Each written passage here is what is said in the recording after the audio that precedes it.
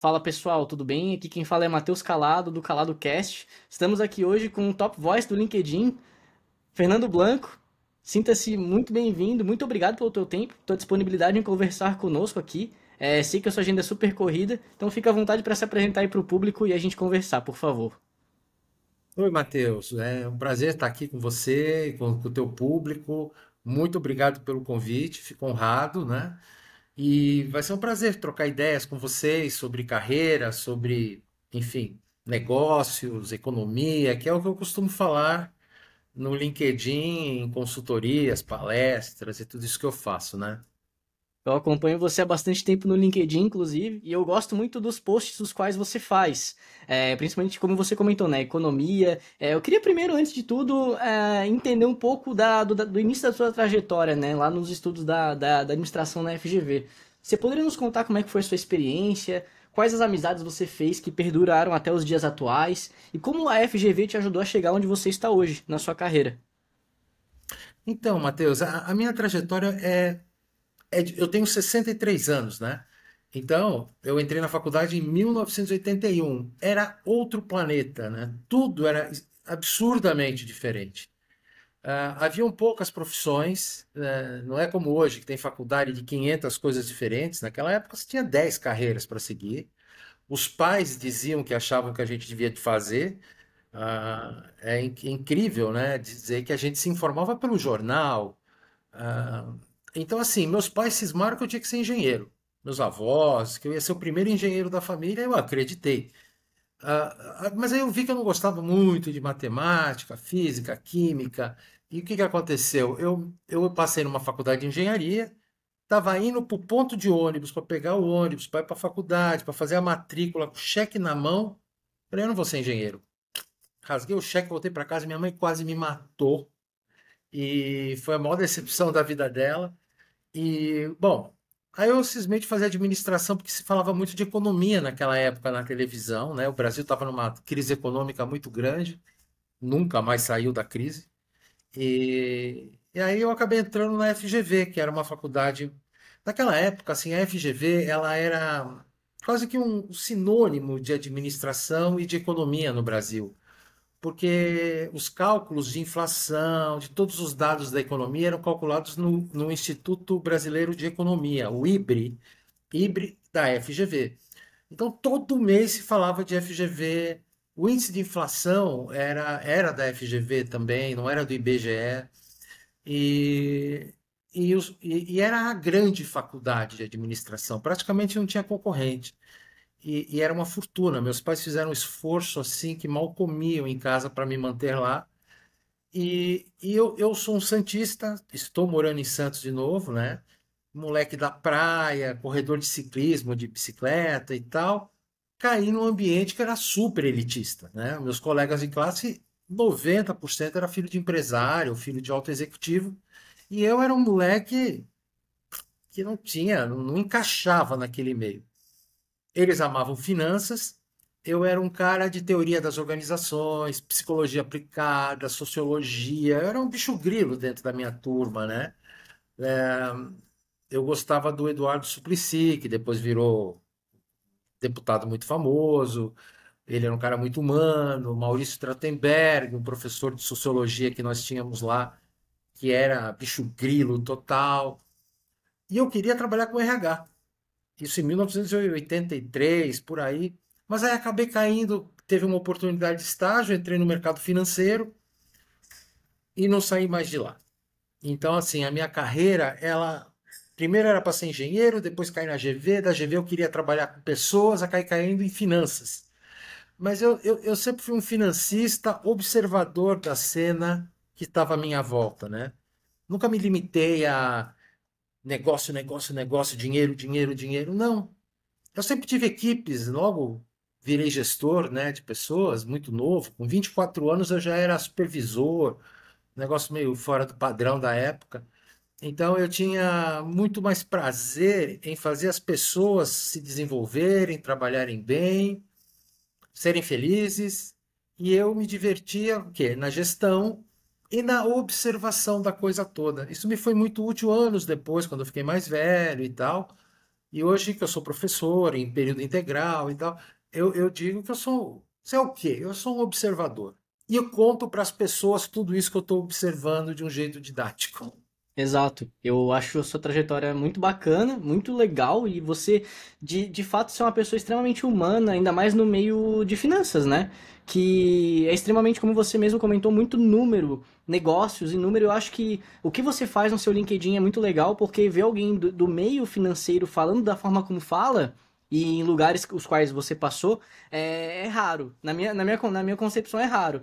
Porque muito se fala de apenas inflação, taxa Selic, o que vai acontecer com o mercado, será o índice de desemprego. E eu queria, né, entender como é que foi isso ao longo da sua trajetória, se você deu muita, como é que eu posso dizer, se foi muito de encontro ao sistema, como que foi seu encaixe no sistema financeiro, né, com essa sua postura mais humana. Não que o mercado financeiro, não estou questionando a questão, mas porque o mercado é mais números, né? E você é uma pessoa mais de pessoas. Como é que foi isso para você ao longo da sua carreira? Bom, primeiro, Matheus, muito obrigado pelas palavras tão elogiosas, né?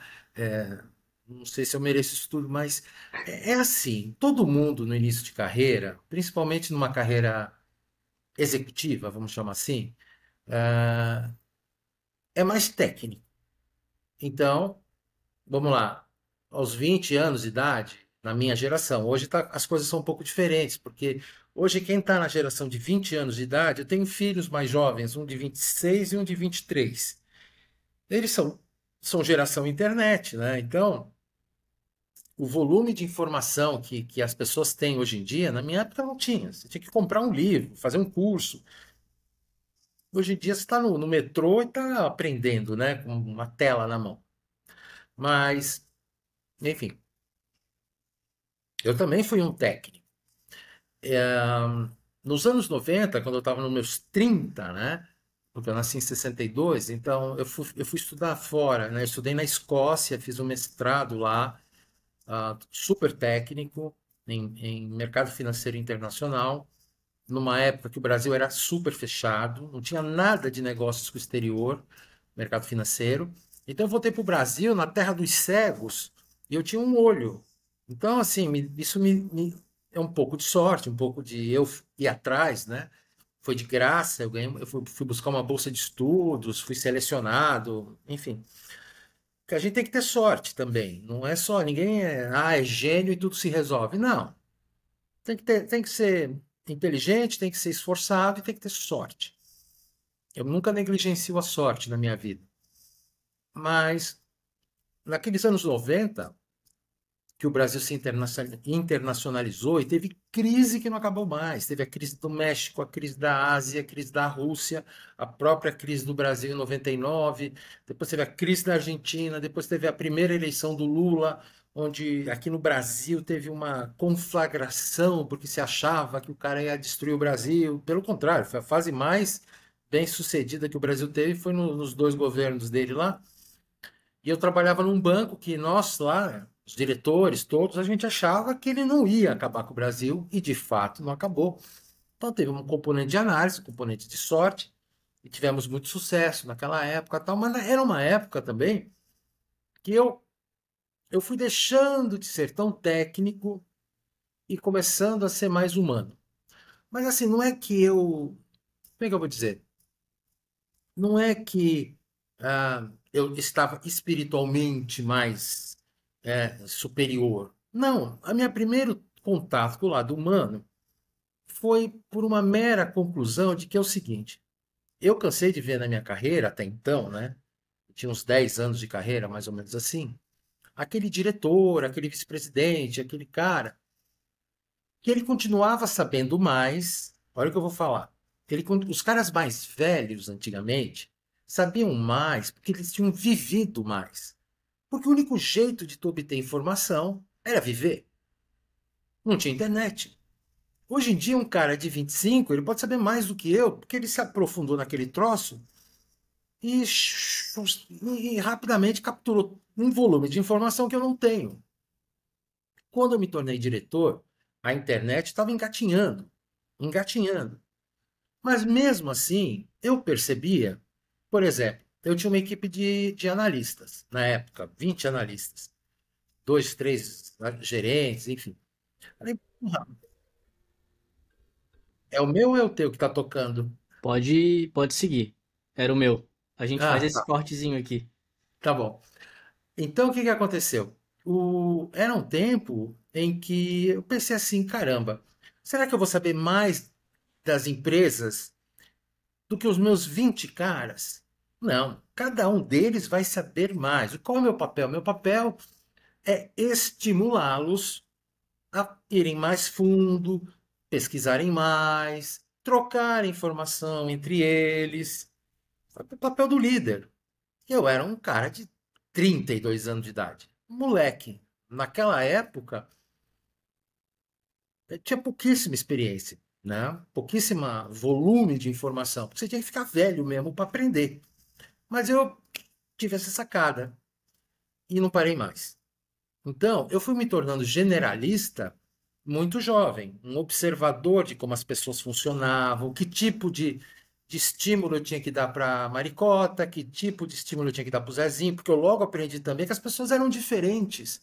E na minha geração anterior, o chefe mandava igual para todo mundo. Tinha um que ficava fortalecido ou ia para o banheiro chorar, porque o cara batia do mesmo jeito. E não é assim, os seres humanos são diferentes. Então, assim, sabe, eu fui aprendendo essas coisas, que o melhor jeito de você liderar uma empresa, liderar um departamento, seja lá o que for, é entender de seres humanos. Entender de ser humano. Porque quem trabalha, quem produz é o ser humano. Não é o diretor, não é o vice-presidente, não é o presidente. O papel desse povo é estimular as pessoas que trabalham com eles. E eu sempre fui muito bem sucedido com isso. Aí eu fiquei mais velho. Aí, aos 48 anos de idade, eu tive uma crise de depressão, pânico, tudo misturado, e fui parar, pedi demissão, era presidente, tinha um poder danado, usava bem o poder, mas tinha, estava sempre no jornal, na TV, enfim.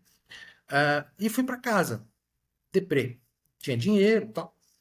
Mas ali foi caindo uma ficha do lado da fragilidade do ser humano. E aí a espiritualidade começou a contribuir para a minha forma de ver o mundo. E espiritualidade, eu sempre falo, não é religião. É a sua conexão com alguma coisa fora daqui, fora da carne, né? Porque eu costumo dizer que eu acho que a gente tem três corpos, né? Um corpo físico, um corpo emocional e um corpo espiritual. Tem que estar em equilíbrio. Só um como eu era muito assim, eu era muito, quase que radical, sabe? Com as coisas da qualidade, da seriedade. E o mundo é cheio de imperfeições. Quanto mais você vai subindo na escala empresarial, tem mais politicagem. Aí eu lidava mal com a politicagem, enfim. E eu sempre me preocupei muito mais com a minha equipe para baixo do que para fazer política com os do lado ou puxar o saco do lado de cima, né? E tem que ter equilíbrio também nisso. Não adianta ser. Você tem que. Você lida com seres humanos, tem que saber como os seres humanos funcionam. E às vezes você tem que afagar um, afagar outro para. Mas enfim, isso eu fazia mal. E agora eu estou encerrando a minha carreira executiva. Eu voltei para o mercado, tive uma fase bacana nos últimos 3 anos, como alto executivo de novo. Mas agora eu disse basta. Porque não está dando mais aquele preenchimento, sabe? Eu, em vez de falar com 5, 10 pessoas que lidam com o meu trabalho, eu fui falar com 500, com 1.000, com 5.000. Então, assim, estou nessa fase de conversão para consultor, palestrante, professor, mentor. Eu quero ser um hub de conhecimento, Matheus.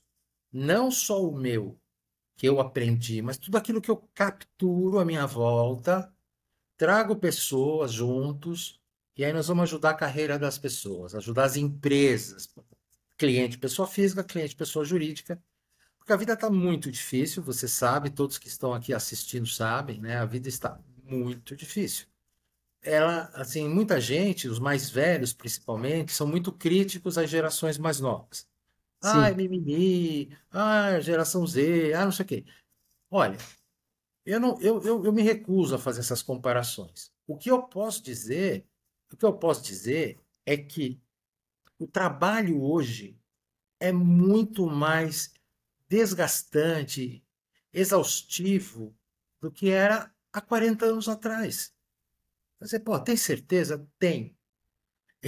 Eu, em 1985, eu nunca esqueço por causa de uma determinada situação, eu peguei um ônibus no centro de São Paulo e fui parar na Avenida Faria Lima, que na época não se falava em Faria Limer, Faria Lima Investimentos, era uma avenida normal, porque lá tinha a sede da Associação Brasileira de Metais e Minerais, a BME. Por quê? Porque eu tinha que fazer uma pesquisa sobre um determinado mineral e eu fui lá porque não tinha outro jeito de descobrir aquilo. Cheguei lá na associação, me apresentei, bem tratado, tal, tirei 50 cópias Xerox, como a gente falava antigamente, tirava Xerox, porque só tinha uma empresa que fabricava copiadoras, que era a Xerox, virou sinônimo. Volto eu com 50 páginas debaixo do braço, espalha papel na mesa, faz conta, liga uma coisa com a outra, escrevi um relatório. Eu fui da primeira geração que teve um PC na mesa. Notebook nem se sonhava. Um PC. Daí, porque eu era novinho, então eu era bom de tecnologia, né? Como hoje as pessoas jovens são boas de tecnologia. Aí o chefe dava um monte de cotovelada na gente, porque o povo era bruto, pegava o relatório, riscava, isso aqui tá uma droga, por que que não pôs aquilo? Tinha gente que ia chorar. Era bruto, entendeu? Fisicamente bruto. Na hora que eu falei, para escrever um relatório, eu tive que pegar um ônibus, tirar xerox, voltar, escrever, apanhar, escrever de novo. Hoje em dia, o cara escreve isso do quarto. O meu enteado aqui de 17 anos faz trabalho para a escola, com Canva, inteligência artificial. Aí você vai dizer, pô, a vida é fácil do moleque, né? Não é. É ao contrário. Tem outros desafios. Tem excesso de informação, excesso de fonte, é outro tipo de competição, é muito mais desumano. A gente saía para almoçar todo mundo feliz, acabava o trabalho às 6 horas da tarde, ia para casa, fazer esporte, namorar, tomar um chopp. Tinha isso aqui. Tinha ninguém me procurando, eu não estava ansioso se meu post ficou bem ou mal. Então, assim, hoje em dia, existem outras fragilidades, né? Era um tempo onde a gente almoçava em casa com os pais. Hoje em dia, nem o pai nem a mãe almoçam em casa, né? Há muitos anos já. Agora voltou um pouco por causa do home office, mas que está tendo mil resistências, que gera aflição nas pessoas, porque as pessoas conseguiram se acomodar nesse trabalho remoto e agora estão sofrendo porque tem que voltar para o trabalho presencial. Teve gente que mudou de cidade por causa disso. Está se vendo agora que vai ter que perder o emprego ou mudar de volta para São Paulo, sei lá. Ou seja, o mundo mudou radicalmente. Comparações entre gerações também é um negócio que não se deve fazer, porque as pessoas são diferentes, porque o mundo está diferente, porque a criação dos pais foi diferente, porque a tecnologia bagunçou com tudo, né? E é isso. Eu não sei se eu fugi da pergunta, porque Não, não, excelente. cada Aqui é pergunta tua eu faço uma palestra, né? Então, Não, não, não, não, que isso, aqui de fato é o espaço para o convidado poder falar, né? Não, como eu comentei anteriormente, mas acho que é válido falar, não sou de ficar interrompendo, não. Acho que é muito mais a pessoa falar, o nome é calado cast, entretanto o convidado que deve, que pode e que merece, né, esse espaço. Mas até nessa questão de conjuntura, um comentário rápido, né, de geração Z, geração o que quer que seja, eu acho que isso é muito dos americanos, porque no Brasil tá todo mundo querendo ou não, tá todo mundo sofrendo. Porque a Selic vai começar cada vez mais a subir, né? Tem uma reunião do Copom agora que vai aumentar para um ponto percentual, né? A previsão é de 15,50, 15%, alguma coisa nesse sentido. E a taxa Selic só vai começar a baixar em 26. Então o crédito está escasso, o venture capital cada vez mais minguando, né? Nesse sentido, não tem tanto IPO. Você faz análise sobre isso, né? Diariamente. Eu acho que é interessante a gente trazer e não ficar, querendo ou não, chicoteando as pessoas, porque todo mundo tem que ser milionário, todo mundo tem que ser o próximo Steve Jobs, ou. Enfim, as tecnologias, querendo ou não, eu consigo fazer uma empresa muito eficiente eu presa, com agentes de IA, por exemplo, né? Não é necessário eu contratar várias pessoas e como eu estou falando dessa forma aqui, outras pessoas também estão. Então, cada vez mais terá layoffs, né? E além desses layoffs, as empresas cada vez ficarão mais enxutas, né? E nesse sentido, na tua experiência, na tua visão, na tua vivência, o que que tu acha que vai acontecer nos próximos 10 anos, assim, no mercado como um todo? Vamos ter que todos fazer concurso público e ficar estável? Ou qual que vai ser a próxima saída aí para quem é da minha geração, até mesmo quem é um pouco mais velho, na geração cabelos brancos, ou geração prateada, né, que se fala? Matheus, esses 10 anos assim, dá para criar cada cenário horroroso, horroroso, que é bom a gente nem seguir por essa linha, porque, como é que eu vou te dizer? O Elon Musk, que é um cara ultra de direita, que acredita na iniciativa privada, que acredita no Estado pequeno, que acredita na meritocracia. Ele falou faz um ano e meio, que no futuro os estados nacionais vão ter que ter renda, uma renda tipo Bolsa Família. Ele falou, não vai ter emprego. Não vai ter emprego. Você pega assim, por exemplo, a inteligência artificial. Essa arroz com feijão que a gente usa, né? Que é a generativa e tal. Meu, ela dá uma produtividade nas coisas que você faz cinco unidades de trabalho no lugar quando antes fazia uma. E olha que o Google já foi um negócio que merecia o prêmio Nobel, né? Porque dava uma produtividade absurda. O Google virou assim uma coisa medieval. Porque o outro lá já resume várias fontes do Google e te entrega de presente. Os preguiçosos mandam para frente como vem, os mais alertas corrigem, ajustam, botam seu toque pessoal. Vai faltar emprego. Não vai faltar emprego. Ponto. Aí vai ter trabalho, porque não tem emprego, mas tem trabalho. Então eu estou trocando um emprego por trabalho. Qual? Vários. Uma verdade, e é uma verdade meio assustadora para muita gente, é que todo mundo vai ser empreendedor de alguma forma. Vai ter que aprender a se vender. Eu nunca quis me vender. Eu fui mal acostumado, sendo sempre procurado. Me tiravam de um emprego, me mandavam para outro. Me tiravam do emprego, eu ia para outro. E assim foi. Aí depois dos, sei lá, de 50 e tralalá, eu tive que me oferecer para o mercado, não consegui. Graças a Deus ainda tem gente que me procura, me oferece isso, me oferece aquilo. Mas assim, no futuro, esse monte de serviços digitais que surgem por aí, já me falaram que vai ter um trabalho que vai ser bom para os mais velhos, que é como se fosse uma engenharia de prompt. Porque gente mais velha sabe escrever melhor, sabe explicar melhor. É verdade, eu acho que eu faço. Eu não sou de prompt, eu não sou de inteligência artificial, mas quando tem alguma coisa aqui em família que eu preciso. Ah, deixa que eu escreva. Aí eu boto um negócio super organizado. A inteligência artificial do outro lado, se tiver alma, deve dizer: puta, apareceu um cara que me explica direito o que ele quer, né? Mas tem gente que, porra, que é da geração Twitter, que escreve tudo errado, curto, sem lógica, porque não está acostumado a escrever, não está acostumado a ler. Então, assim, com um pouco de sorte, eu acredito muito que a vida é um movimento pendular. Vai e volta, vai e volta, vai e volta. Então, talvez a gente esteja indo para um extremo e que daqui a pouco ele volte para algum lugar e se acomode no meio do caminho. Porque você falou uma coisa muito sábia. Nós passamos por uma fase, não faz muito tempo, onde todo mundo achava que ia ficar milionário, fazendo uma empresa no quarto. Ah, senta na cama, faz um código, inventa um problema, inventa uma solução para um problema que não existe de fato, sabe? Para quê? Como se tivesse dinheiro na sociedade para todo mundo comprar tudo que toda startup faz. Não existe. Eu que sou do mundo financeiro, que entendo esse mundo de fintech, porra, para cada assunto que você imaginar no mundo financeiro, tem 10 fintechs. A história mostra que neste ambiente digital, sobrevive um ou dois. Em cada área tem um ou dois. Veja o caso do Google, que matou todos os outros. Um.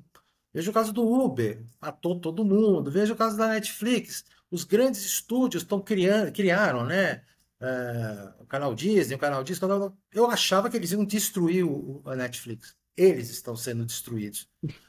Porque quem é o cara que é o bom, achou a tecnologia certa, ele se perpetua. Os outros gastam, gastam, gastam, gastam dinheiro até não poder mais e desaparecem. Então, assim, eu diria que esse ecossistema de inovação ele está cumprindo um papel histórico, porque graças aos fundos de venture capital e tal, eles estão dando emprego para um monte de gente da área de, enfim, da área de inovação. A hora que esses caras pararem de gastar dinheiro com isso, vai ter um monte de cara sem trabalho. Aliás, já está tendo, né? Teve uma época que você não conseguia contratar um dev, porque todas as startups contratando devs, eu participei de um projeto que era difícil. Não estava conseguindo. Hoje já está sobrando um pouco. Daqui a pouco os mercados vão se ajustando, né? Enfim, mas assim, os próximos 10 anos, assim, olha, haja futurologia para imaginar. Agora, assim, o recado que eu posso dar para você, para mim, para os meus filhos, para todo mundo, é o seguinte: seja bom naquilo que tu quiser ser da vida. Porque para os craques, olha, meu pai acho que ele deu um conselho na minha vida. Meu pai era um poeta, um sujeito tranquilo, falava, vai lá, filho, tranquilo, te apoio, e tal. Meu pai era assim. Minha mãe não, minha mãe era a guerreira da família, né? Vai ser engenheiro. Não fui. Mas o meu pai, quando eu disse que eu ia fazer administração, ele falou assim, filho, o que você quiser fazer é problema seu. Agora, seja o Pelé da tua função. Olha só que coisa, o Pelé, isso em 1980, né? Ele tinha se aposentado fazia pouco tempo. O Pelé era. Faz poucos anos, talvez um ou dois, que essa expressão, ser o Pelé de alguma coisa, significa ser o melhor, está no dicionário. E meu pai falou isso 40 e tantos anos atrás. Então é isso. Seja o melhor da sua atividade. Você que tem esse podcast, e seja quais forem as suas outras atividades, você que nos assiste, tem outro fator que vem antes de ser o craque do teu negócio. A gente só é muito bom naquilo que a gente gosta. Porque hoje em dia não dá para ser meia boca, né? Você tem que ser muito bom, você tem que ser muito dedicado, você tem que aprofundar. Ora, como é que você consegue aprofundar se você não gosta muito daquilo? Hoje, felizmente, existem incontáveis atividades que você pode escolher aquela que você gosta. E dentro daquela, você pode ir até o centro da Terra, porque tem documento, tem estudo, tem tecnologia para você fazer aquilo com maior primor. Ou seja, quem faz coisa meia boca é porque é relaxado. E os relaxados terão um futuro triste, né? Já estão tendo presente triste.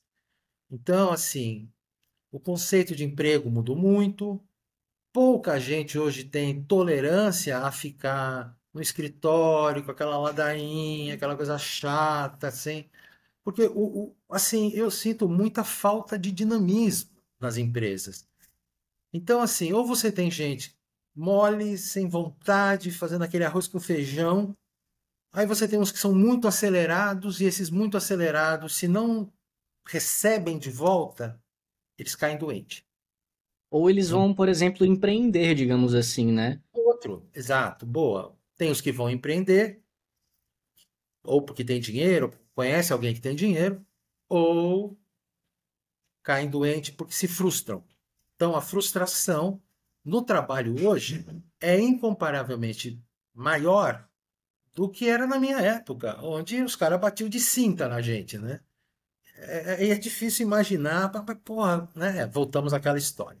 Então, assim, o grande conselho é ache a sua paixão e mergulhe fundo nela. Seja o craque daquele seu sub segmento. E não tenta fazer tudo, porque ninguém é bom em tudo. Eu tô empreendendo agora num projeto que eu vou te dar até o nome aqui. Vai ser o ecossistema Blanco. Como o nome diz, vai ser um monte de gente, um monte de assunto, trocando e tentando ajudar as pessoas. Eu, eu me considero muito mais um mentor desse troço todo. Porque a parte tecnológica, eu não sei, não quero saber. A questão que nós vamos ajudar as pessoas nas suas questões de carreira, é gente de RH que vai fazer isso, não sou eu. Ou seja, eu me acostumei e acabei sendo treinado para ser um maestro, e é de maestro que eu quero ser. Eu não quero tocar instrumento nenhum, sabe? Quer dizer, vou ensinar as coisas que eu sei, que não são muitas, mas vou ensinar essas poucas coisas que eu sei. O resto, cada um vai ter uns craques lá que vão despejar o seu conhecimento. Então, assim, alguns conselhos com base no que eu vejo hoje e o que a vida futura nos espera. Excelente. Até não sabia que era, se é em primeira mão, né, do ecossistema Blanco. Fico muito feliz pela confiança, porque, né, está sendo gravado e, enfim, outras pessoas podem se inspirar em você e com certeza se inspiram. E outro ponto muito importante, você já foi trazendo várias questões, né? Mas sim, primeiro, da gente, querendo ou não, todos seremos empreendedores, independentemente do que quer que seja, até mesmo quem é funcionário público vai ter que ser empreendedor, porque o mundo está indo para um lugar que é antifuncionalismo público, né? É muito forte essa questão do anti-estado, do muito privado, o que é meu, enfim. Mas uma questão importante que eu quero saber, né, agora, você fez várias pós-graduações e internacionais, como você mesmo comentou, uma na Escócia, né, mas como que elas te ajudaram e se foi, né, se quiser falar, foram investidas pelas próprias empresas nas quais você trabalhava? Como é que foi isso? Porque isso eleva o patamar, né, quando você tem um currículo em SEAD, enfim, REC Paris, não sei nem se é assim que se pronuncia, mas é muita coisa legal. E como que as pessoas que estão, por exemplo, na minha geração, podem aproveitar isso e se ainda faz sentido todos esses carimbos, o mercado ainda vê dessa forma, ou faculdade não vale a pena? Como que é isso daí, né? Quem tá já em cima, que já viveu toda essa trajetória, poderia dizer isso para quem é mais jovem e tem muito essa questão do mercado de faculdade não vale a pena, Steve Jobs e mito da garagem. E o que que você falaria para essas pessoas e para quem tá nos ouvindo e assistindo? Olha, esse é um tema muito importante que você está trazendo. Vamos lá. Primeiro, mundos, planetas diferentes. Todos esses meus estudos aconteceram entre 1991 e 2004, por aí, 2004. Então eu tive uma carreira, enquanto eu fui executivão tradicional, antes da depressão, eu fui um animal de multinacionais, que na época era o sonho de todo mundo, trabalhar numa multinacional. Por quê? Pô, porque era chique, porque pagava melhor, porque a gente aprendia mais, tinha relacionamento com os gringos. Eventualmente você ia visitar a matriz, eventualmente tinha um curso internacional. Era assim que a gente pensava. Aí eu tive a sorte e a competência de conseguir crescer muito nesse ambiente multinacional. Então, assim, eu realmente perdi as contas de quantas vezes eu fui para Nova York, Miami, Londres, Paris e Amsterdã, porque eu trabalhei em dois bancos holandeses. Eu fui muito. Aí você, pô, que chique! É, chique. Chique, tu pegar, trabalhar o dia inteiro, sai 4 da tarde do escritório, de mala, gravata ainda, corre para Guarulhos, pega um avião, desce em Amsterdã depois de 13 horas de voo, vai no hotel, toma um banho, troca a camisa, vai para o escritório, trabalha. Tchau, pessoal. Volta para o aeroporto de Amsterdã, pega um avião, desce, vai para casa, toma banho, dá beijo nos filhos e volta para trabalhar. Chique. Hum, eu fiz isso, ó, Amsterdã, eu fiz isso em Lisboa, eu fiz isso em Miami, Nova York. Nessas 4 cidades, eu não estou esquecendo alguma. Meu amigo Pedro Barbosa fez isso para Tóquio, no Japão. 24 horas de voo. O cara pousou lá, trabalhou, pegou avião de volta de noite, pegou mais 24 horas de voo. É chique, que nem eu voei muito de helicóptero. Num dos bancos eu trabalhei tinha helicóptero. E os caras tinham vergonha e medo. Eu não tinha nem vergonha nem medo. Então, eu pegava o helicóptero na Avenida Paulista, subia 3 andares, pegava no heliponto, ia para São Caetano do Sul. Tá, reunião, reunião, voltava. Pegava o helicóptero, Guarulhos, voltava. Pegava o helicóptero, Campinas, voltava. Quando eu falava isso para os meus amigos, não que eu falasse, acontecia, ou me viam, porque eu ia numa reunião na empresa do cara. Pô, que chique, vão de helicóptero. Chique. Olha o que acontecia. Eu trabalhava assim.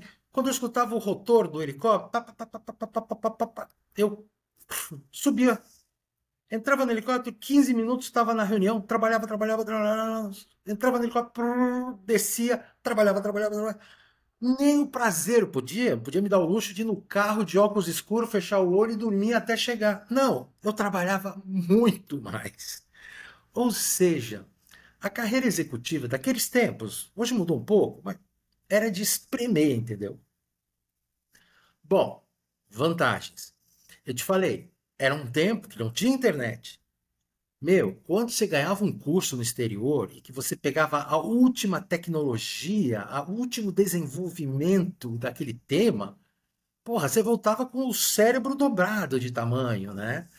Então, eu nunca paguei. Eu tive a sorte das multinacionais me pagarem curso nos Estados Unidos, na Bélgica, na França, na Holanda, em Londres. Agora, pare e pensa. Esses cursos todos, qual foi a grande. Naquele momento, eles foram muito úteis, porque eles me deram um know-how que não existia no Brasil. Então, eu largava na frente. Quando eu voltava, eu estava na frente deles. Hoje em dia, Matheus, esse conhecimento que você vai atrás de um curso, se ele for novidade, em um ano ele evaporou. Porque já tem novidade, já foi reempacotado. Não que sejam novas verdades, mas elas são verdades reempacotadas. Não em tecnologia. Tecnologia muda mesmo. Mas na parte de gestão, o que você vai inventar mais em liderança, por exemplo? Muda o nome, inverte os troços, joga um peteleco aqui e acolá. Finanças, muda daqui, vira dali, mas no fundo é tudo a mesma coisa. Sai caixa, entra caixa, calcula e acabou. Mas então o que eu quero dizer? Naquela época me foi muito útil, porque eu voltava à frente dos que estavam aqui que não tinham saído do Brasil. Então, como eu saí bastante, eu voltava sempre mais treinado. Vira a página hoje em dia. Rapaz, para você fazer um MBA nos Estados Unidos hoje em dia, não sei quanto está custando, mas deve ser coisa de US$ 200.000. Quando você vai ter retorno sobre esses US$ 200.000 que você gastou? Tem que ser muito rico, mas muito rico. Porque não adianta ter o MBA. O cara traz, volta com o MBA, se sobreviveu, né, de uma boa faculdade americana e entra no trabalho e é um panaca, não vai ter sucesso mesmo com canudo dourado, com cravejado de diamantes. Não resolve. Olha, aqui no Brasil eu sou professor de MBAs, faz bastante tempo. Rapaz, eu tenho um aluno que o cara entra assim na sala, ele tá cansado, porque é um MBA noturno. O cara entra ali, vai vendo aquele monte de conteúdo, um monte de conteúdo, um monte de conteúdo. Se ele for um grande aluno e já tiver uma pegada profissional forte, então ele faz aquela transação entre o que ele ouviu do professor, aí ele vê o que ele trabalha no dia a dia dele. Aquilo pode dar um upgrade nele. Mas, meu, ser aluno e dizer tem um canudo, já era. Ou você faz aquele canudo render, e aí é você, com você mesmo. Não é o canudo. É como não é o trabalho. Você te dou um cargo amanhã de diretor do Citibank. Se tu não produzir, amigão, vai pra rua. Ah, mas eu cheguei a diretor. Vai pra rua. E outras empresas não param de cortar pessoas. Quando eu era criança lá atrás, eram 7 níveis hierárquicos de executivo. E não precisava ser um lugar muito grande. Era coordenador, supervisor, gerente executivo, superintendente, diretor adjunto, diretor, vice-presidente. Puta, levava 30 anos para você percorrer aquela escada. Hoje em dia, meu, três, o presidente, o CEO espirra, o estagiário pega pneumonia. Os caras, os meninos, eles se envolvem, entram em reuniões que eu presenciei até não faz muito tempo, estagiário e o dono. E nós ali no meio do caminho, e o dono soltando faísca, e o moleque ali, ó, assustado. Tanto que a gente saiu da reunião, catei o moleque, 21 anos, falei assim, deixa eu te explicar. Você lembra quando ele falou aquilo, aquilo, aquilo? Esquece, tira da sua cabeça. Foi errado. Sabe aquelas coisas que ele falou assim, não, aquilo foi bom, absorvo. Porque, meu, a garotada tá exposta. Os bons absorvem a coisa certa, os ruins se apavoram, os que não têm, sei lá, não têm apoio. Muitos têm pai e mãe que são do mercado, outros não têm. Não tem Tipo, ninguém tu conversando. dizes um mentoring, assim, né? Um coach executivo, alguma coisa nesse sentido. Eu fiz recentemente um life coach. Foram 45 dias, a gente fez ali algumas metas, algumas coisas, foi bem legal. E ele me evitou, o meu coach me evitou de entrar numa cadeira elétrica. De estar num sistema pavoroso pra mim. Eu acho que as pessoas que ficam. Eu fui diretor de operações, mas assim. Não interessa, o cargo pouco importa, o que interessa é você estar feliz com aquilo que você faz, né? E você mesmo comentou, eu também estive em reuniões de board member da primeira empresa a qual eu trabalhei como estagiário, a Refera, eu ficava também ali, né? Eu ouvi os caras ali, dono de empresa de 3.100 colaboradores, e estava ali, de igual para igual, não interessa. Eu acho que quem é mais experiente nesse momento e vê quem tá se movimentando e talvez não tenha um canudo, eu vejo muito assim, né? Aquele empreendedor padrão. O que que é? O cara do colete foi lá para Harvard ou Stanford, esteve na FGV, no INSPER, e aí teve um fundo de venture capital e colocou o dinheiro no cara, né? Porque tem um contato ali, tá, mas e quem não é? Como é que fica nessa jogada? Né? É sempre mais do mesmo? Vamos inovar, pero no mútil? Como que funciona isso, né? Eu fico assim, pô, inovação é pensar diferente. Mas você bota um cara lá, o Faria Limer do patinete, sempre a mesma coisa, entendeu? Então, assim, como é que esse paradigma pode mudar? O Brasil vai ser sempre assim? Ou quando é que a gente vai de fato se tornar por exemplo, o PIB de Stanford é maior que o PIB do Brasil, assim, os caras fazem mega unicórnios. Quando que a gente vai começar de fato a parar de olhar apenas rótulos e olhar mentes? Existe isso ou vai ser sempre assim essa questão do Brasil, o país do futuro que nunca chega?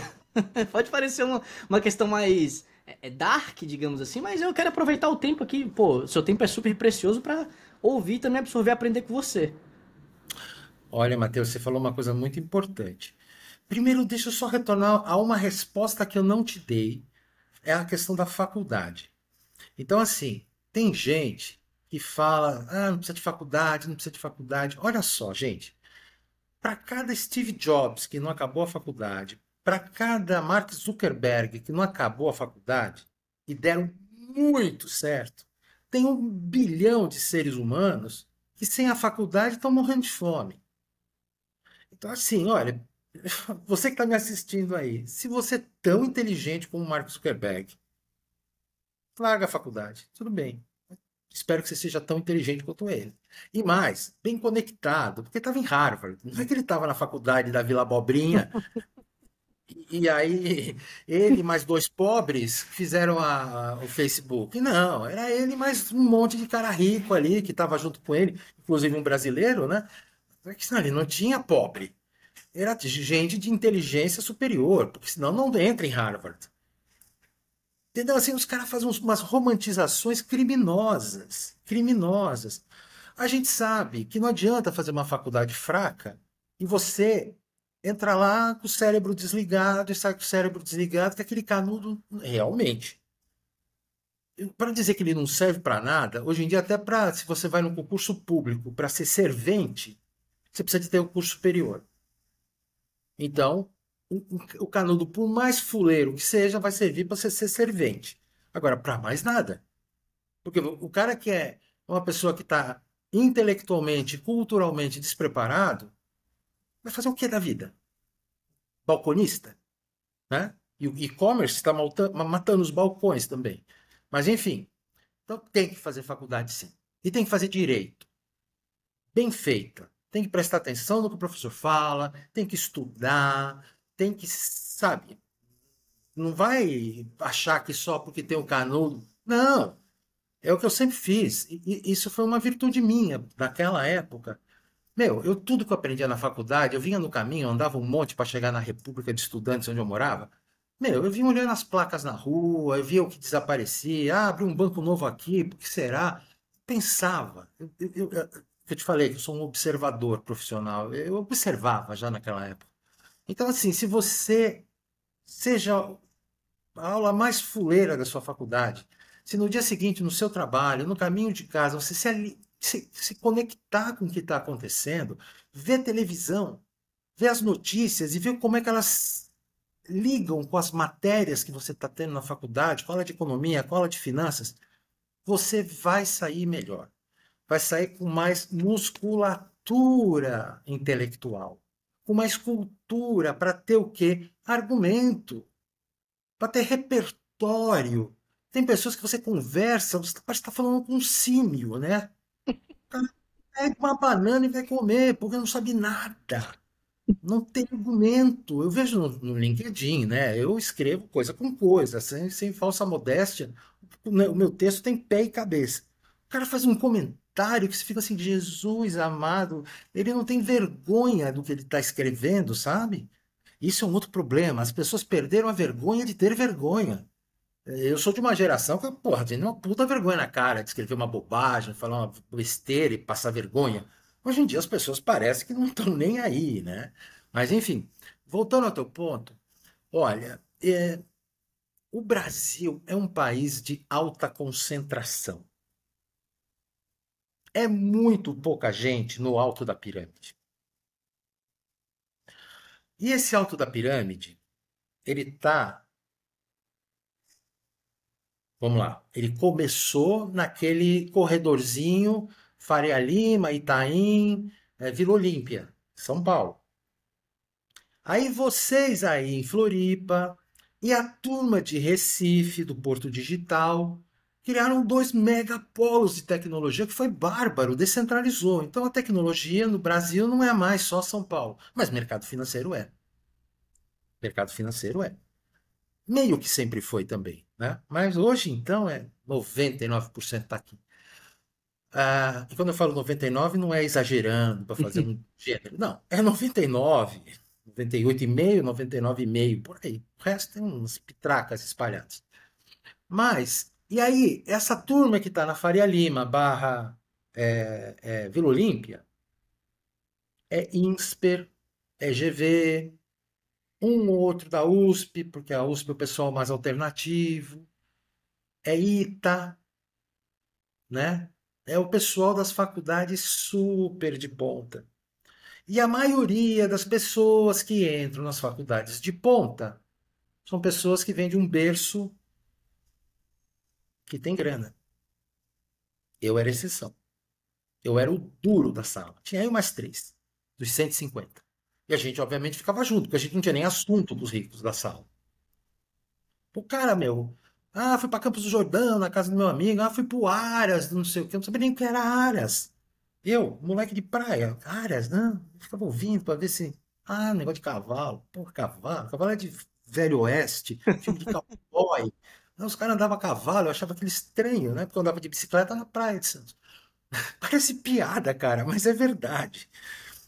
Aí, hoje em dia, a mesma concentração de renda que você vê, ela continua nesse mundo da inovação. Bom, a vantagem é que naquela época não dava para estourar a bolha. Não dava. Hoje em dia dá, porque hoje em dia a gente vê que a tecnologia ela é muito disponível. Qualquer um com acesso à internet, se é um espírito iluminado, e a gente vê uns casos, tem um rapaz, tem uns dois rapazes, um é do Rio de Janeiro, que eu acompanhei o caso dele, o outro não me lembro de onde é, mas um é do Rio, rapazes negros, pobres, daqueles que o cara fala, ah, meu pai era pedreiro, minha mãe era lavadeira. Mas aí teve um amigo rico, e aí ele ganhou uma bolsa do Colégio dos Ricos, aí os ricos meio que adotaram ele, deram um reforço. O moleque tá lá em Harvard mesmo. O outro é puta de um pós-doc de ciência, de dados, de não sei o que da NASA. Jesus amado. Mas o diabo, porque é 1 em 1 bilhão. O que eu quero dizer com isso? É possível. Não é impossível. Agora, novamente, tem que nascer com um cérebro superdotado, ser um cara espiritualmente com uma força sobrenatural, uma capacidade de romper resistência, saber se conectar com as pessoas, ganhar a simpatia de alguém que olha para aquela pessoa e diz: pô, vou cuidar dele, esse aqui merece. Sabe assim? Esse aqui merece. E aí o bicho voa. Agora, a maioria não vai voar. Porque a maioria, novamente, a maioria é médio. É médio. E hoje em dia, nunca foi fácil, mas hoje em dia a impressão que eu tenho é que está pior ser médio do que antes. Antes o cara se escondia naquele departamento que tinha 50 pessoas, todo mundo fazendo a mesma coisa, ninguém sabia muito bem quem era bom e quem era ruim. O cara ia. Hoje em dia não é mais assim, meu. É meia dúzia e tá todo mundo olhando, medidor, né? Os, como se diz, os tem medição para Os tudo, KPIs. os KPIs, é tudo eletrônico. Meu, não tá fácil. Assim, eu não sou um bicho do ecossistema de inovação. Eu tenho críticas a uma série de coisas que acontecem, mas, por exemplo, assim, eu sei que, olha só, nas favelas, também chamadas como comunidades, eu criei um projeto social para criar, para dar um boost, né, para dar uma acelerada na carreira executiva de jovens negros. Por quê? Porque eu acho absolutamente revoltante você entrar em qualquer banco, qualquer empresa, você olha para o lado nas diretorias, você não vê preto. Mas por quê? Porque os caras não estudaram na GV, os caras não estudaram no INSPER, os caras não estudaram no Mackenzie, sei lá, eu na Unicamp. Por quê? Porque não tem, não tiveram dinheiro, não tiveram formação básica, ou seja, a maioria é branca. Eu sempre achei isso ridículo, uma coisa atrasada, uma coisa vergonhosa para um país que tem 56% da população preto ou pardo, que é o casamento entre um negro e um branco, enfim. É uma vergonha. E eu, como trabalhei em multinacional a vida inteira, nos anos 80 eu recebia visita de gringo lá de fora preto. Rapaz, você não faz ideia. A primeira vez que entrou numa reunião que eu estava presente, um cara chamado Curtis, eu nunca esqueci o nome do cara. Curtis. Eu entro na sala para a reunião com o tal do Curtis Johnson e tá um homem negro, com um terno, com uma gravata. Eu falei, sabe assim, tem alguma coisa estranha. Porque no Brasil, daquele tempo, o negro era porteiro, ou segurança. E a negra, ela era a copeira do banco. Não havia gerente, coordenador, analista, não tinha. Hoje, felizmente, nos lugares que eu tenho passado, como professor, ou até como executivo até outro dia, eu tive vários colegas e alunos negros, não em posição alta, mas na média já. Você já tem aquele gerente de TI, um coordenador de infraestrutura. Porra, como esses caras aprenderam? Porque a internet está aberta. São caras que fuçaram, caras dedicados. Então, assim, esse é o lado bom. Como a tecnologia está muito aberta, você aprende a programar sozinho em casa, tem um no-code, tem um monte de coisa que, né? Você faz um blog, um site, ele está todo parametrizado, né? Até um cara como eu, Matusalém, consegue fazer mais ou menos. Então, graças a Deus, neste aspecto, o cara que não tem aquela grife, né? Aquela grife GV Inspo, ele pode achar os seus caminhos. É fácil? Nem um pouco. Nem um pouco. Mas dá. Então, o cara tem que ser meio psicopata. Mergulhar naquilo, eu vou ser o primeiro, eu vou dar uma casa pro meu pai, pra minha mãe, porque eu vou ficar rico. Agora, se for meio naquela, samba lelê, puta, carnaval tá chegando, uma cervejinha, não vai. Então, sabe assim, eu comprei um livro uma vez que o nome é assim, Só os Paranoicos Sobreviverão. Era de um trader de mercado financeiro, daqueles doidão mesmo, que ficou bilionário comprando, vendendo, ouro, dólar, blá, blá, blá. O cara virava 24 horas por dia. Eu convivi com gente assim. Mercado da Ásia de madrugada, mercado europeu de manhã, mercado brasileiro mais para a hora do almoço, mercado americano fechando no final da tarde. 18 horas na tela. comprando e vendendo. Esquisito, complicado. Mas enfim, voltando ao teu ponto, sim, o Brasil é um país de alta concentração, porque a renda é concentrada e o bom estudo, né, é concentrado em quem tem alta renda. Quem faz escola do governo estadual?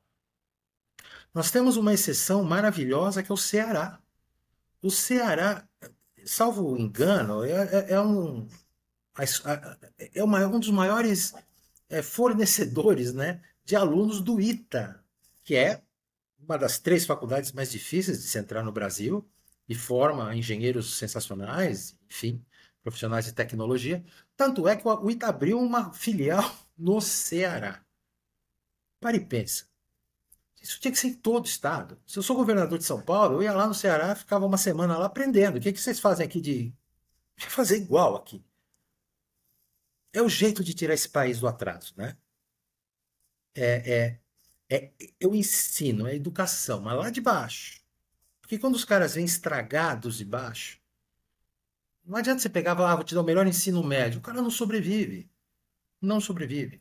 Então, enfim, eu acabei mais uma palestra que eu acabei Não, de. não, não. É excelente, assim, poxa, a gente tem 1 hora, mas se eu pudesse eu ficava 4, tipo o episódio do Flow Podcast, assim, sabe? Então, mas um ponto também, eu gostei muito do que você falou, tem muitas questões de... Meu pai foi militante do PT muito tempo, etc. Mas essa questão de direita e esquerda, assim, pouco me importa. O que me importa é isso que você faz. É pegar as pessoas, de fato, você tá numa posição acima, né? Mais de cima, digamos assim, né? Privilegiada, hoje. E aí você pega e ajuda essas pessoas, entendeu? E não é questão de ser bom samaritano, de nada do gênero, mas uma questão de da gente querer um país melhor para todos, né? E de fato tem um lugar ao sol para, claro, nem todos serão bilionários, é impossível isso acontecer, né? Mas as pessoas podem sim não ganhar apenas R$ 2.500 por mês e ter que aturar um chefe pentelho, sabe? E serem infelizes. E falando agora de felicidade, eu vejo que você posta muito sobre a sua neta, né? Sobre a Sofia. E como que tá sendo essa experiência, digamos, não existe essa palavra, o neologismo, né? Mas a avoidade, né? Existe a paternidade, a maternidade, mas não existe a avoice, muito menos a avoidade. Como é que tá sendo isso, essa experiência para você? Você foi agora recentemente à Itália, salvo engano, né? Como é que foi como é que tá sendo essa experiência de ser avô agora? Olha só. Eu sou filho único de uma família de 3 primos, ou seja, ó, pequenininha. Aí eu fui pai com 24 anos e amei ser pai, novinho. Depois eu casei de novo, tive mais 2 filhos. Aí eu casei de novo e a minha esposa trouxe 3 enteados. Então, assim, ó, a minha enteada mais novinha tem 10 e o meu filho mais velho tem 38. Olha a curva. E aí o Fábio, que tem 38, teve a Sofia, mas na Itália. Mora na Itália. Eu já fui lá 4 vezes. Então, tudo que eu ganho, eu gasto indo para lá. Graças a Deus, a minha esposa, ela é comissária de bordo, então eu vou pela Latam gastando só um pouquinho, senão eu não aguentaria. Mas assim, então assim, eu sou um cara que gosto de criança, gosto de filho, gosto de enteado. E aí a neta era um projeto meu, não do pai. Eu enchi o saco dele. Ele arrumava uma namorada nova, eu brincava assim, você é fértil pra menina. Ela dava risada, né? Porque eu quero ser avô, tal. Se fizer gol no treino, tudo bem, eu banco. Eu quero ser avô. Aí agora eu sou avô e babo uma barbaridade com a menina. Agora ela faz um ano no sábado, e lá estou eu indo de novo. Que Que eu legal. vou estar lá no aniversário da Sofia, agarrar ela, tal. Eu adoro. Assim, eu sou um cara, graças a Deus, eu acho que eu consegui equilibrar bem a vida. Lógico, durante um tempo eu fui muito executivão, chegava em casa estressado. Não era daqueles que chegava estressado e chutava o cachorro. Não, eu sempre soube separar as coisas. Mas chegava carregado, às vezes chegava triste, às vezes chegava bravo, mas não misturava as coisas. Mas, assim, eu sou um cara que ama o ciclismo profissional. Então eu acompanho diariamente tudo que acontece nas corridas de bicicleta do mundo. Eu amo rock and roll. Então eu todo dia escuto música, todo dia eu leio um pedaço da biografia das minhas bandas favoritas. Eu amo essa coisa da vida executiva. Economia, finanças, carreiras. Então, assim, e eu amo a família. Eu sou apaixonado pela minha esposa, pelos meus 3 enteados, pelos meus 3 filhos, que já são adultos e estão vivendo a vida deles, e agora essa coisinha. Então, assim, eu vejo algumas pessoas, até porque falam no LinkedIn abertamente, frustradas, não sei o quê. Por quê? Porque eu acho que carregam demais nessa coisa da carreira. Eu não. Se a minha carreira vai mal, eu fico mal, porque eu levo ela muito a sério. Mas, meu, eu tenho muita distração. Eu curto muitas coisas. E, óbvio, a família é uma coluna fundamental nisso. Tem pessoas que a família é complicada, enfim, tem de tudo. Mas o que eu acho que as pessoas não deveriam ser é ficar reféns de trabalho, de carreira. Isso é só um pedaço da vida, gente. Só um pedaço. Vai fazer outras coisas, sabe? Tá coroa, não tem emprego. É verdade, não tem emprego. Se eu resolver arrumar um emprego agora, com todo o meu currículo, os caras vão falar, meu, tchau, tem um cara de 30 que faz por metade do teu valor. E mais rápido. Fazer o quê? Então, eu comecei a dar aula, comecei a fazer mentoria, comecei a fazer um monte de coisas que tem gente que quer ouvir. Tem gente que quer ouvir. E pronto. Não é legal? Vai fazer trabalho voluntário. Eu não posso me dar esse luxo de viver de trabalho voluntário porque a depressão acabou com o meu dinheiro. Mas assim, tem tanta gente que está rica. Vai fazer trabalho voluntário, gente. Entendeu? Então, assim, eu acho que as pessoas têm que dar uma chacoalhada na cabeça e lembrar que existe vida fora do escritório, existe vida fora do crachá corporativo. Não te dão emprego? Dane-se, faz o teu emprego. Junta com 3 ou 4, que uma empresa de sei lá o que você é bom, e vai fazer. Para que tem que ser diretor, vice-presidente, mandar um monte de gente? Cai fora disso, rapaz. Tem vida fora disso, né? Excelente, muito bom escutar a voz da experiência. Eu acho que todo mundo deveria ouvir aquilo que você tem a dizer, porque fora das análises econômicas, também é tão bom quanto ouvir as análises de vida, porque tem tempo de pilotagem, tempo de voo. Acho que isso é muito importante. O valor dos cabelos brancos, e não é não é demérito, mas sim tem valor, sim. Não, digamos assim, a economia prateada tem valor e tem muito espaço ainda no mercado, e eu espero que o mercado de verdade, de coração, principalmente o mercado brasileiro evolua nesse quesito e não despeje, porque ninguém aqui é jogador de futebol para acabar a carreira nos 35, né?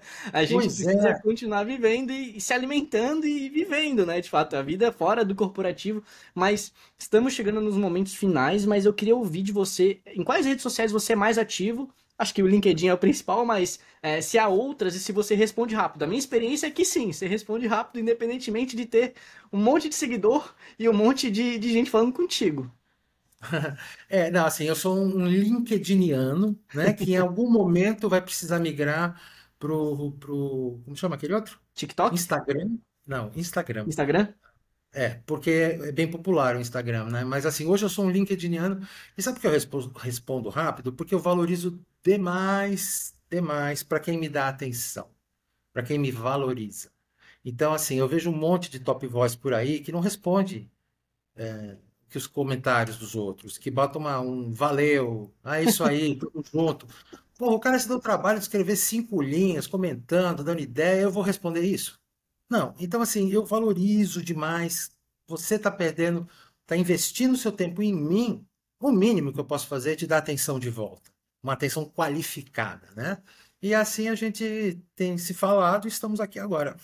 Excelente. Muito bom ouvir de você. Assim, poxa, se eu pudesse, eu teria mais papos de qualidade com você e também com pessoas do mesmo calibre que você, porque eu acho que é isso que me faz continuar o Calado Cast e ter essas conversas abertas e transparentes de fato, porque eu acho que isso falta no mercado e não é questão de, vou criar um podcast vazio aqui para falar um monte de abobrinha e ficar me vendendo. Não. De fato, eu acho que tem que ter o espaço de autopromoção, de se vender, sim, sim, tem que ter. Mas, de fato, esse papo de qualidade gravado para outras pessoas poderem ver. Então, Fernando, como até mesmo você comentou, não me chama de senhor, tal, aquela questão do corporativo, né? E respeito a quem é mais experiente. Mas, assim, muito obrigado pelo teu tempo de qualidade. Poxa, agora sim eu vou escrever mais de 10 linhas nos posts ali, porque eu, de fato, quem eu converso aqui, eu viro fã, assim, viro de fato um admirador e como já era do seu trabalho, fico muito feliz E muito obrigado pelo seu tempo, pela sua paciência e pela audiência de quem está nos assistindo. E a gente se vê na semana que vem. Muito obrigado. Se quiser falar um pouquinho mais, fique à vontade.